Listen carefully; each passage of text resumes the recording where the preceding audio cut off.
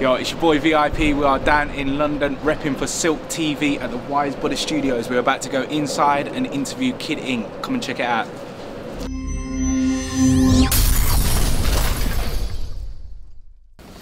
What's good? It's yours truly VIP, and I'm here once again with another special guest. We are live on air right now, Silk City Radio, and I'm joined in the studio by the one and only Kid Ink. How are you doing, bruv? It's good, man. What's happening?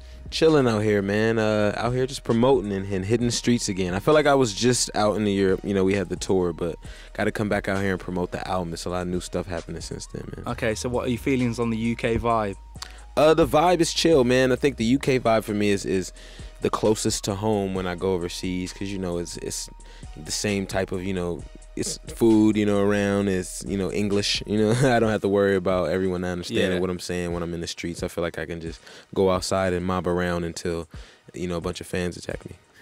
Okay. So obviously, being Kid Ink, the main thing we've got to talk about is the tats. Tattoos in these streets. I know you've probably been asked a million times, but what was your first tat? First tattoo, man, was on my arm. I just drew up some like stars and like space and fire like ideas, and was really just having fun as an artist, and drew up some stuff on my arm and got it done, man. Just to have the biggest first tat in the school, man. Like everyone else had the small basketball player tats and, you know, on their arms and stuff, so I was trying to really go hard. Okay, so what was your last tat, your most recent tat? My last tattoo, man, it's hard, man. I think it was the one I got on black ink, but I don't know. I don't know. So many, you lost count now. Yeah, I thought I knew for a second, and then I kind of don't remember the last time I got tattooed. How many tats have you got in total? Do you actually know? Probably like 60 or something like that, just because I feel like that's the only amount I could have without my body feeling, you know, like it's completely full. So I'm at like 90%, man. Okay, so let's get to the artist side of Kid Ink. Now, previously, I know you've been doing this for a while now, dropping mixtapes since 2010. Yeah. Back then, you went under a different alias as well, Rockstar. And then Ill Will caught wind of you, heard your stuff, liked your stuff, and signed you up to the Alumni. And then you got your first deal, changed your name, sorry. What was the reasoning behind changing your name? Was it because of the tattoos, or...? I mean, it was me feeling like, you know, Rockstar wasn't something that I could brand and represent me well more than, you know, a lot of other things. And I came up with a list of different names, and Kid Ink just stood out, not only just looking good on paper, but it just sounded right, and it felt good about, you know, fitting my lifestyle and something I can explain all the time, because it's something I'm into, you know, besides the music. So, you know, when I did the mixtape with Ill Will, and then, you know, we came together and started the Alumni movement, you know, it was really just having fun at first and just letting it all be natural, man. And we ended up just reaching a point where we felt like it was real and we could make it happen. And you know, the major label deal was that next move after independent. That was the whole independent grind, was to make the major label move. So, you know, we successfully hit that goal, and it's just starting from the beginning now.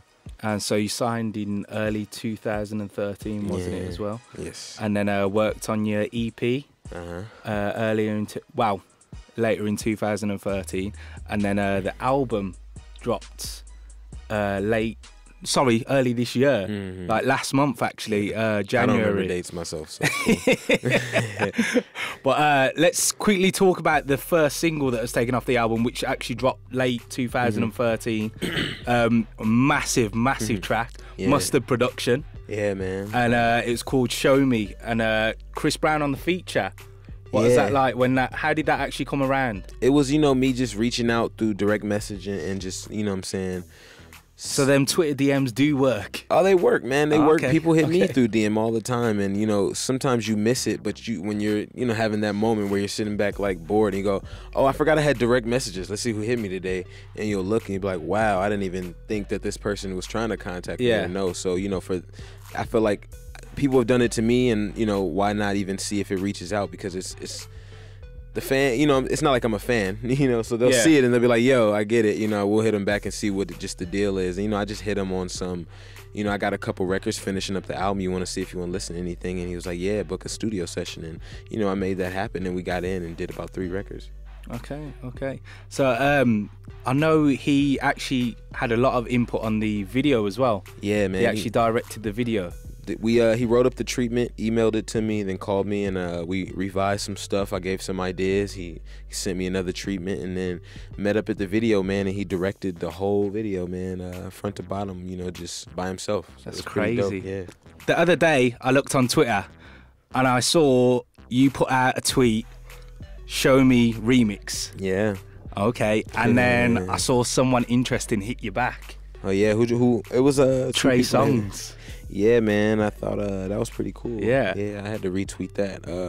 You know, it's exciting to be able to put out a tweet and ask the fans, you know, what they want to hear, and they go and hit up all these artists and really let me know, and then the artists respond. And you know, I think it's the power of using fans, man, and the power of social networking, which a lot of people don't. You know, of course, you don't want to be thirsty, but at the same time, you know, you ask a real question. It's something I really want to know from the fans. I like to get their opinions, and you know, the response is heavy enough to where those other artists that they're mentioning, you know, get that feedback, and their phones are going crazy, you know. So it's definitely a dope look, man. So do you think that's gonna happen?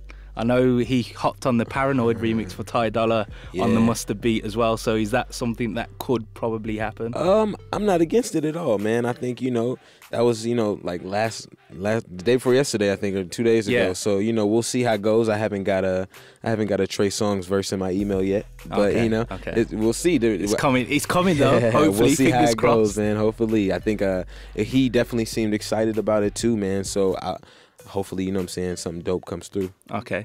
Let's quickly talk about your tours as well, because I know you supported Kendrick on his world tour on that Good Kid, Mad City, and then as an artist, after the EP dropped, you went on tour yourself, headlining to already sold out without even dropping an album, which is one of the lines you actually drop on the album. Right. You sold out a tour without even dropping an album. What is that like?